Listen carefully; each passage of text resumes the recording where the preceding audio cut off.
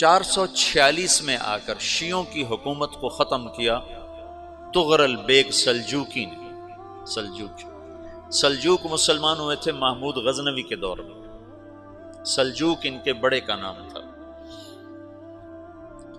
تو ایک دفعہ محمود غزنوی نے سلجوک سے پوچھا اگر مجھے تیری مدد کی ضرورت ہو تو کتنے آدمی پیش کر سکتے ہو؟ تو اس نے ایک تیر دیا، کہا یہ ایک تیر ہے میرا، کسی کو یہ تیر بھیج کر میرے علاقے میں بھیج دو تو چند گھنٹوں میں 1,00,000 تلواریں تیرا پہرا دینے کے لیے تیار ہوں، میرے پاس اتنی طاقت ہے۔ تو یہ سلجوک کی نسل میں تھا تغرل بیگ۔ اللہ تعالیٰ نے جب عرب زوال کا شکار ہو گئے اور ضعف کا شکار ہو گئے، جیسے بڑھاپے کا کوئی علاج نہیں، جب قوموں پہ زوال آتا ہے تو اس کا بھی کوئی علاج نہیں، پھر اور قوم کو جگہ ملتی ہے۔ جیسے بڑھاپا ایک فرد پہ آتا ہے، ایسے بڑھاپا قوم پہ آتا ہے۔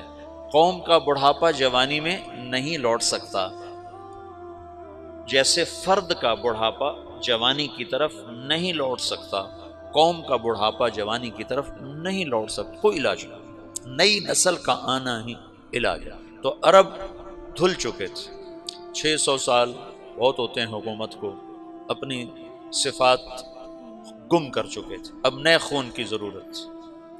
تغرل بیگ پہلا شخص تھا جس نے آ کر اہل السنت والجماعت کو استحکام بخشا، شیعوں کی حکومت کو ختم کیا، بغداد سے، شام سے، ان سارے علاقوں سے۔ صلاح الدین ایوبی نے اسماعیلی شیعہ کی حکومت کو ختم کیا، مصر۔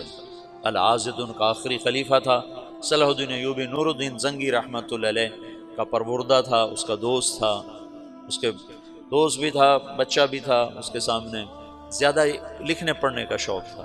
پھر اللہ تعالیٰ نے اس سے کام لیا اور اس کو مصر کا گورنر بنا کے بھیجا، مصر کی مدد کے لیے بھیجا، تو وہاں اس نے صلاح الدین ایوبی نے وہاں ختم کیا، تغرل بیگ نے یہاں ختم کیا۔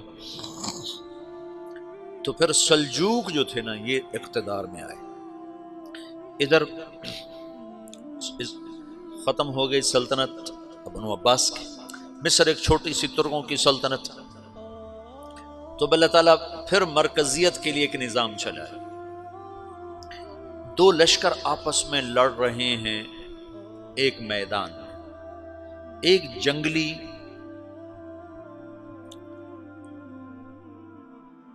بدوؤں کا قافلہ، جنگل کے لوگ اپنے قبیلے کو لے کر، ایک جنگلی قبیلہ اپنے سردار کے ساتھ نقل مکانی کر رہا ہے ایک جگہ سے دوسری جگہ۔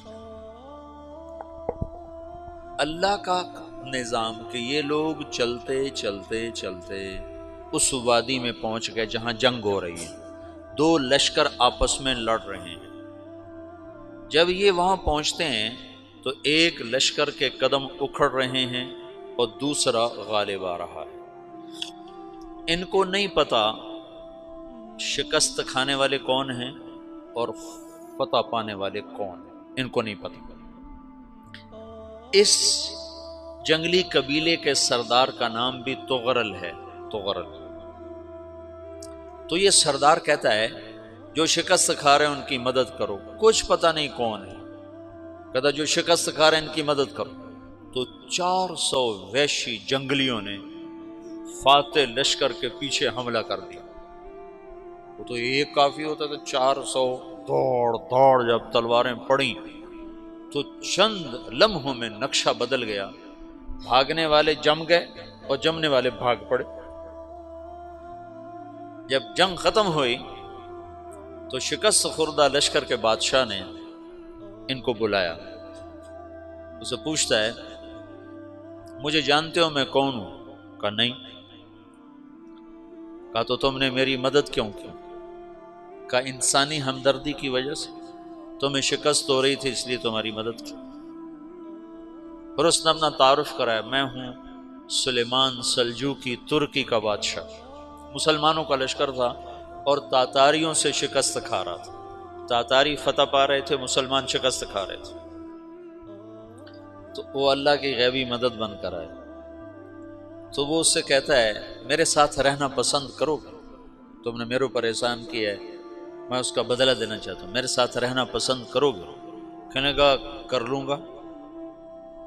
تو اس کو لے کر ترکی آیا، اور استنبول اس وقت روم کی حکومت میں تھا، اسے فتح کیا اس تغرل کے آگے چوتھے پانچویں پڑپوتے محمد فاتح نے۔ تو یہ استنبول ہے، یہ ترکی ہے، بیچ میں ایک چھوٹا سمندر ہے، یہاں ایک جاگیر ہے۔ تو سلطان سلیمان کہتا ہے یہ جاگیر تجھے وقف ہے، ادھر سے رومی مجھے تنگ کرتے ہیں حملے کر کر کے، تو میرا دفاع کرتے رہنا، یہ جاگیر تیری۔ یہ اس جاگیر پہ اس نے اپنے قافلے کو آباد کر دیا، اپنے قبیلے کو، اور ایک چھوٹی سی حکومت بنا لی، جو ایک صوبہ سمجھو سلمان سلجوقی کا، وہ ایک چھوٹا سا صوبہ ہے۔ وہاں جب یہ رہ پڑا تو پھر یہ ایک شیخ کے بیت ہوتا ہے، وہاں شیخ طریقت ہے، ان کے یہ بیت ہونے جاتے ہیں، وہ اس کو رات اپنے پاس ٹھہرا